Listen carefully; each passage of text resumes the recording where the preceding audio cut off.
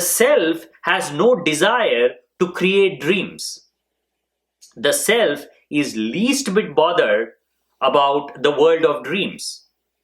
Because to be dreaming, there should be some ignorance, something you're missing, somewhere you have fallen, and you need to get out of that place. You need to find a way out. And observe your dreams. This is the actual stuff of your dreams. You're lost somewhere and you want to find your way back. This is the main theme of the dream that plays out in many different ways. You are searching for yourself. But there is no you. You are asleep. So which means that state of being lost itself is ignorance, and it does not need anybody to be lost. It could just be a movement of clouds in the vastness of the sky. The sky has no intention or desire to create the clouds. The clouds have no intention or desire to be there. And yet, there is the sky, there is the cloud, and the cloud can block the sun, can block the sky. It is all a happening. Creation is a happening. It is not a doing. Nobody is sitting there and doing it. Now, this is why it is hard to wake up. Because you have to identify the phenomenon of things that have become you. And you have to create an identity, a strong enough identity for yourself first, hold on to it, and then wake up. So your process is both. You have to strengthen the ego to feel like you are a separate, distinct individual who's searching for meaning, searching for purpose, and then you have to search for meaning and purpose and find it. That is why you cannot talk about meditation to children. You cannot talk about awakening, enlightenment to an ego that is hardly formed. It would not make any sense to a child. Yes, you can make a child sit in meditation, but you cannot explain why it has to meditate. I want you to meditate so that you can transcend your body. It's like, what do you mean? Why should I transcend my body? I love my body. I want to play. I want to enjoy. Because there is no identification. The suffering has not gone deeper. The pain has not gone deeper. Everything is just happening and passing, happening and passing.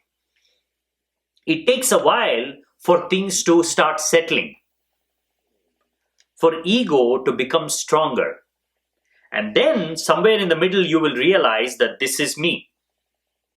Only when there is a clear identification that this is who you are, you can start looking for your liberation. That is why you cannot teach meditation to animals.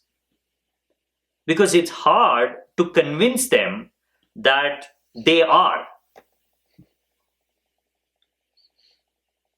First, you have to convince them that they have a form. You have to give them a name. You have to make them as distinct as possible, as separate as possible. Otherwise, they see themselves as just a part of everything. Whatever they are doing to take care of their bodies, to take care of their minds, it's all happening instinctually. Even their identification with the body is just natural, it's just happening. There is no conscious choices being made. That is why it is hard to awaken them. That is why you cannot suddenly wake up in the middle of your dreaming process. Because in your dream, there is no ego. There is ignorance that is self-sustained.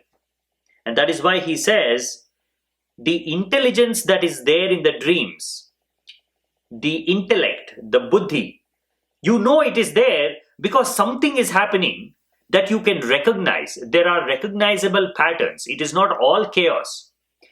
There is still someone or something making choices.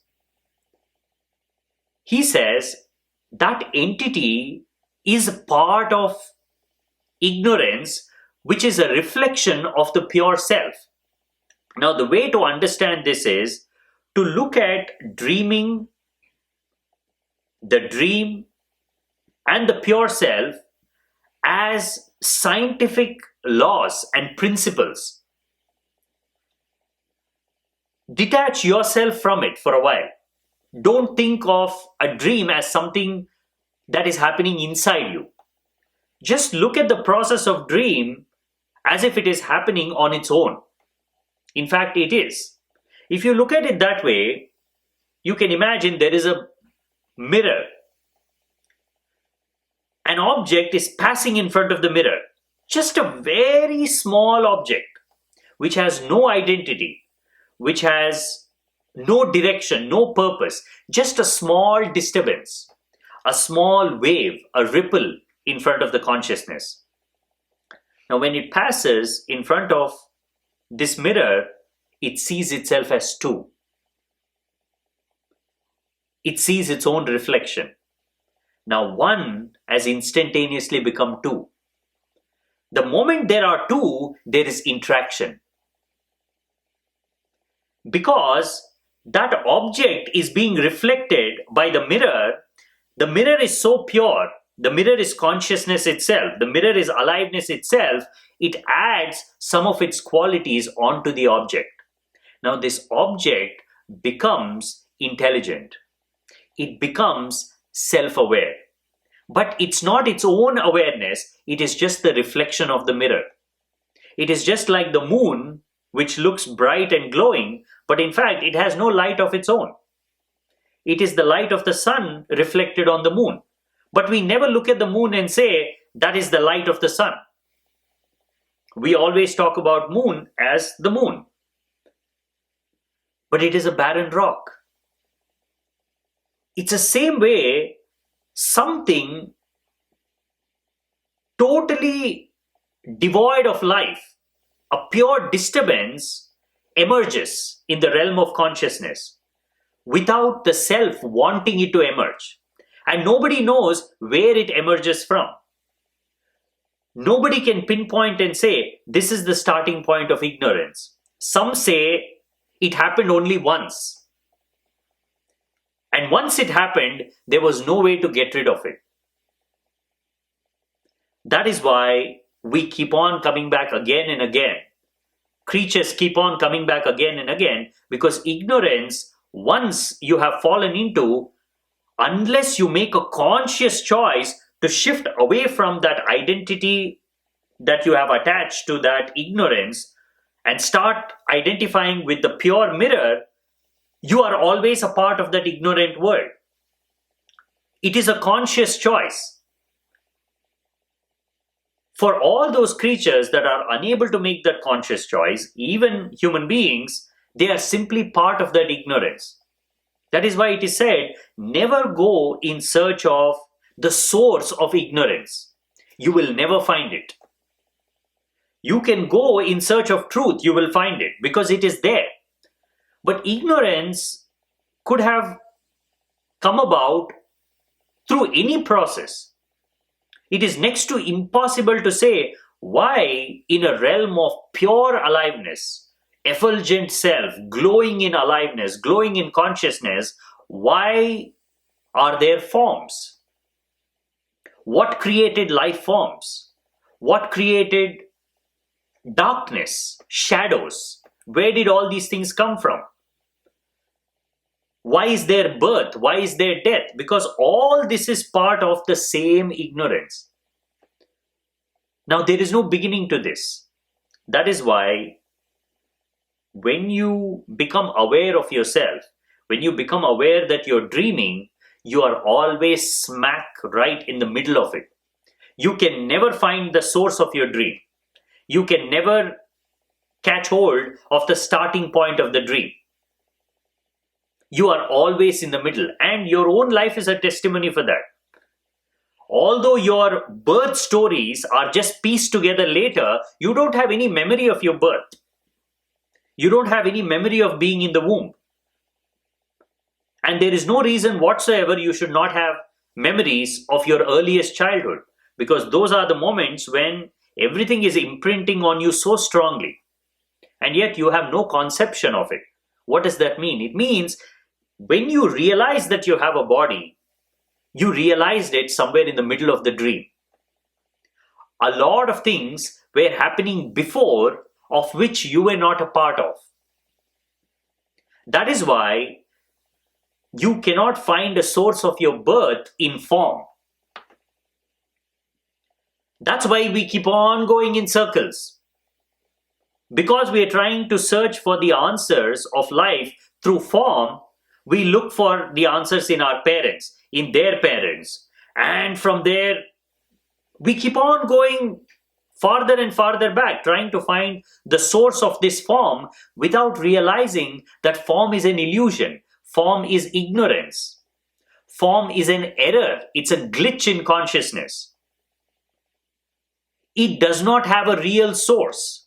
Because it does not have a real source, you can go as far back as you want. You can go billions of years. You will still not find the source. Because ignorance need not have a source. Misunderstanding need not have a source. Just like you look at a rope and you mistake it for a snake. And you think it's a snake. Now you're going and searching for the source of that snake. Where did this snake come from? Oh, it must have come from there. Now let me go and see. There are a few other snakes there. But all the while you have mistaken a rope for a snake. The only way to figure out who you are, where you've come from, is to wake up, is to realize this form itself is an illusion. This form itself is a misunderstanding. It is not you who is alive. The aliveness has become a reflection in a misunderstanding that you identify as form. Your form has nothing alive in it. Your form is just a moving shadow. Because you're living in a realm of aliveness, all around you is this pure mirror pouring its aliveness onto you. You feel alive. You think you're alive. But in reality, that aliveness isn't inside the body. It is a total misunderstanding.